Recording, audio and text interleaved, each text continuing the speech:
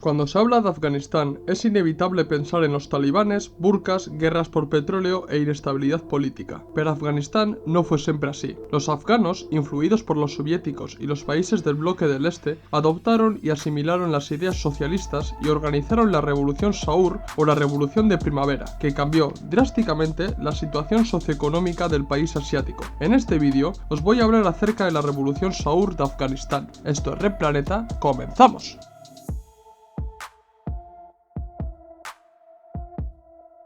Antes de empezar a hablar sobre la revolución, voy a explicar en qué situación política se encontraba Afganistán antes del levantamiento socialista. El año 1973 fue una fecha clave para el desarrollo político de Afganistán, ya que en ese año Mohammad Zahir Shah, el monarca afgano que regió el país por 40 años, fue derrocado por Mohammad Daoud Khan, primer ministro, ministro de defensa y cuñado del monarca. Este último se erigió como el primer presidente de Afganistán y comenzó a gobernar el país autoritariamente y trató de liberalizar la economía afgana para acercarse a los países capitalistas y ser un vasallo más del capital. Aparte del derrocamiento del monarca afgano, existen tres factores a tener en cuenta para comprender la revolución Saur. 1. A mediados de los 70, el 97% de las mujeres y el 90% de los hombres eran analfabetos. El 50% de las tierras pertenecían al 5% de terratenientes, la esperanza de vida era de 42 años, la mortalidad infantil era la más alta del mundo y el país padecía serias enfermedades como tuberculosis y malaria. 2. Durante muchos años, los soviéticos asistieron a las fuerzas armadas afganas y les provisionaron con armamento, hecho que influyó notablemente en los militares afganos que adoptaron el socialismo. 3. Mohammad Daoud se apoyó tanto en los capitalistas como en los socialistas para derrocar al monarca, pero este no tardó en depurar a los elementos izquierdistas de los cargos de poder del Estado, ganándose la enemistad del Partido Democrático Popular de Afganistán,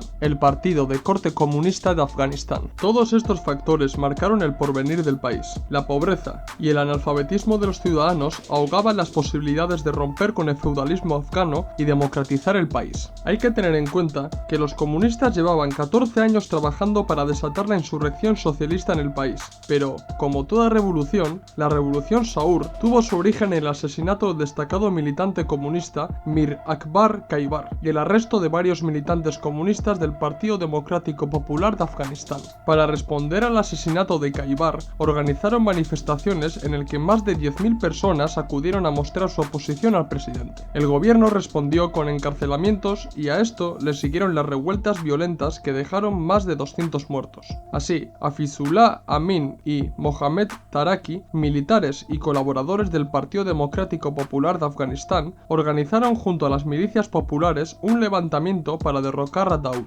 El levantamiento comenzó el 27 de abril en el aeropuerto de Kabul y en 3 días consiguieron derrotar a la Guardia Presidencial. Huelga decir que el levantamiento no fue un levantamiento orquestado desde las masas, es decir, desde abajo, sino que el levantamiento se dio por parte de los militares afines al socialismo que se valieron de los elementos represivos del Estado afgano para combatir al propio Estado y a las fuerzas fieles a Daoud. Triunfado el levantamiento, Nur Muhammad Taraki proclamó el Estado Socialista de Afganistán, que pasó a llamarse la República Democrática de Afganistán. Es totalmente cierto que la edificación de la Revolución Saur se realizó mediante varios decretos, pero no se puede negar el golpe que asestaron los decretos al feudalismo islamista, al primitismo tribal y a la opresión religiosa en Afganistán. Entre los decretos de Taraki destacan los siguientes. Decreto número 6. Mediante este decreto se cancelaron las deudas, préstamos, hipotecas y rentas debidas por los campesinos a los terratenientes. Cabe destacar que las deudas se heredaban. Decreto número 7. Con este decreto se aseguró la igualdad de derechos entre hombres y mujeres, eliminando las relaciones patriarcales y feudales en el matrimonio. Además, se prohibió el casamiento de niñas por dinero, se abolió el matrimonio forzado y se permitió que las viudas pudieran volver a casarse. Decreto número 8.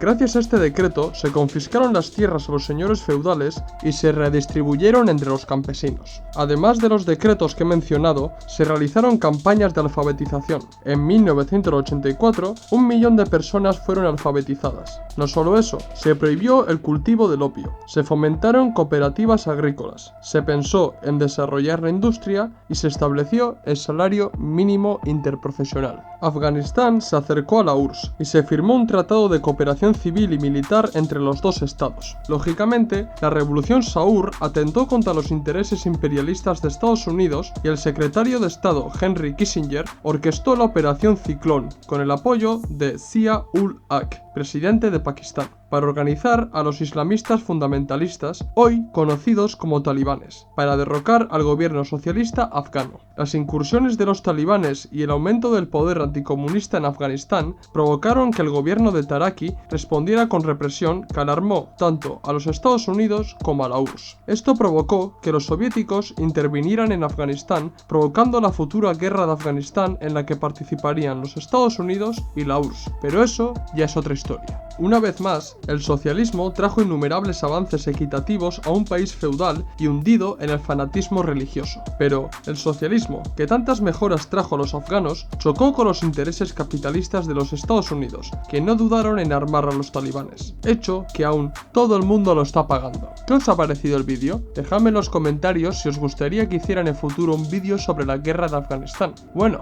dar like si os ha gustado el vídeo, suscribiros al canal si no estáis suscritos y recordar que Replaneta está presente en Twitter, Facebook e Instagram, donde subo nuevo contenido a diario. Bueno, esto es todo, hasta el próximo vídeo. ¡Salud, camaradas!